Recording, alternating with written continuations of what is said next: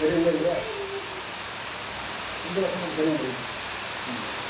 நீங்கள் அவராலே பெற்ற அபிஷேகம் உங்களில் நிலைத்திருக்கிறது, ஒருவரும் உங்களுக்கு போதிக்க வேண்டியதில்லை.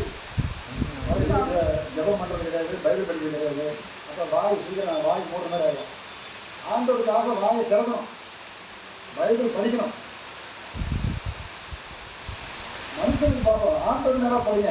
ஒவ்வொரு அதாவது பிள்ளைங்க முடிக்கிறாங்க, ஏன் பெரிய பெரிய பெரிய வாய் பண்ணிக்கணும். இன்னும் அந்த வேத ஒன்று மணி பேசுனா நம்ம சபை நடக்காதுங்க. அதனால எல்லாம் போயிட்டாங்க. இந்த வேதத்தின்படி போதிக்கிற மனுஷன் பாக்கியம். இந்த வேதத்தில் உள்ளதை அப்படியே சொன்னேன், ஒரு ஆள் கூட காரணம். ஆண்டவர் உங்களை பார்த்து கேட்குறாரு, பழைய ஜபம் எங்க, பழைய வேத வாசித்தங்க என்ன எங்கே போச்சு? நீ படிக்கும் போதே நான் சொல்லிடுறேன், ஆண்டவர் திரும்ப அழைக்கிறார், திரும்ப ஆண்டு நெருப்பாக எழும்ப வேண்டும். இந்த வருஷம் ஏன் ஒன்று படிக்கணும்னா பெரியவங்க படிக்கணும், எல்லாம் படிக்கணுங்களா படிங்க. கொஞ்சம் சத்தம் எல்லாம் சேர்ந்துக்கிறீங்க. நீங்கள் அவராலே பெற்ற அபிஷேகம் உங்களில் நிலைத்திருக்கிறது, ஒருவரும் உங்களுக்கு போதிக்க வேண்டியதில்லை. அந்த அபிஷேகம் சகலத்தையும் உங்களுக்கு போதிக்க வேண்டியது. அது சத்தியமாக இருக்கிறது, பொய்யல்ல. அது உங்களுக்கு போதித்தபடியே அவரில் நிலைத்திருக்கின்றாக. சாதாரண படிச்சுட்டீங்க. ஆண்டு படாத பாடு, பெரிய போராட்டத்துக்கு ஆண்டு எனக்கு கொடுத்த பதில், எனக்கு கிடைச்ச பதில். வேண்டாம், திருவிழா வேண்டாம். இதுக்கப்புறம் நீங்கள் கேட்காது, யாரும் தயவு செய்து திருவிழா யாரும் கேட்காதுங்க. நான் பார்த்து நான் கொடுக்குறேன், எனக்கு தெரியும். என்னது திருவிழா? எதுக்கு திருவிழா? திருவிழா எடுக்கிறதுக்கு முன்னாடி நம்ம அனுபவம் என்ன? திருவிழா எடுக்கிறதுக்கு முன்னாடி நம்ம எப்படி இருக்கணும்? திருவிழா எடுத்த பிறகு நம்ம எப்படி இருக்கணும்? சும்மா எல்லாரும் கூட நம்ம வாயில் போட்டு போயிடலாம். அதுக்கா இந்த வசனம் அதிகாரில் இன்னைக்கு பேசுகிறேன். அது திருவள்ளுக்கு எனக்கு ஒரு சகல திருவள்ளு கொடுத்தது என்னை கூப்பிட்றாங்க, பின்னாடி வந்து என்னை கூப்பிட்றாங்க. நான் பாவி பாவின்னு ஒழுங்கக்கூடாது, பாவி பாவின்னு போயிடாத, நீ தான் எனக்கு வேணும்பா. பாவி, நான் துரோகம் பண்ணிட்டேன், உண்மை இல்லை, என்னுடைய ரகசிய பாவத்தை ஆண்டு வெளிப்படுத்திட்டா.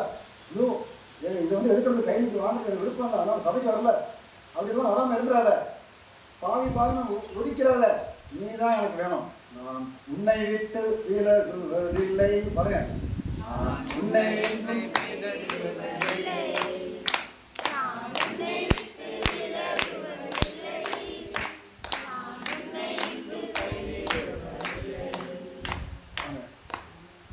நம்ம போயிட்டாலும் ஆண்டு கூப்பிடாது, நீ தான் எனக்கு வரணும். அவன் சிக்கு வாய் வந்த நாள் எனக்கு வேண்டாம், இப்படி நாட்டுன்னு சொல்றான். இல்லை இல்லை, நீ தான் வரணும், இல்லையா? நீ தான், உன்னை கொண்டு தான் பேசுவேன். இந்த வசனம் இது எல்லாம் பேச நேரம் இல்லை, இது எல்லாம் பேச நேரம் இல்லை. அது ஒன்று மட்டும் சொல்கிறேன்.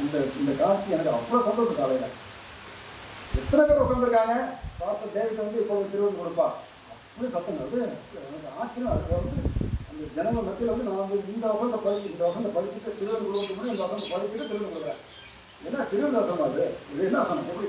இது ஆலோசனை இல்லையா? சபைக்கு ஆலோசனை. யார் இருந்தா? யோவான். இந்த யோவான் யாரு?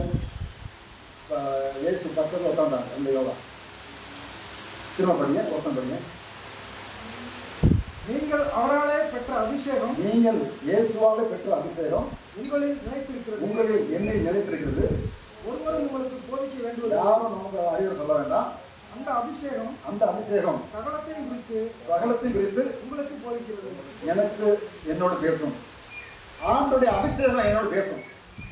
ஆண்டுடைய அந்த அபிஷேகம் இருந்தால் போதும், என்னோட பேசுவார். யாரும் எனக்கு போதிக்க வேண்டாம். நான் சொல்லிதான் உங்களுக்கு தெரியும் அவசியம் இல்லை, நீங்கள் சொல்லிதான் எனக்கு தெரியாது. நம்ம ஜெபம் பண்ணும்போது நான் உனக்கு போதித்து நடக்க வேண்டிய வழியை காட்டுறேன். அது எவ்வளோ ஆர்வம். எனக்கு புத்தி சொல்கிற அளவுக்கு எவனும் கிடையாது.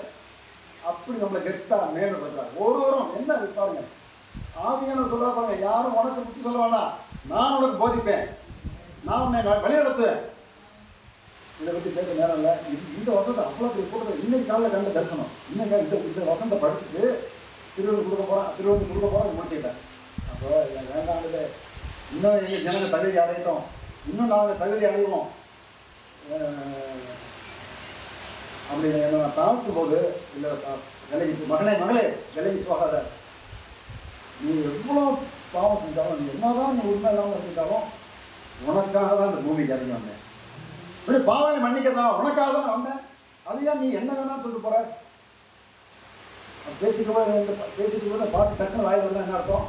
அதான் ஆவியான உள்ள வாயில் இருக்கிற ஆவியான நான் முன்னே விட்டு விலகுவதில்லை, கைவிடுது இல்லை இருக்கிற. இப்போ நான் பேர் சொல்ல மாட்டேன். நான் இந்த தைய கட்டி எவ்வளோ பொறாமையை பார்க்குறேன் சில பேர். நான் உங்களுக்கு பேர் சொல்ல மாட்டேன்.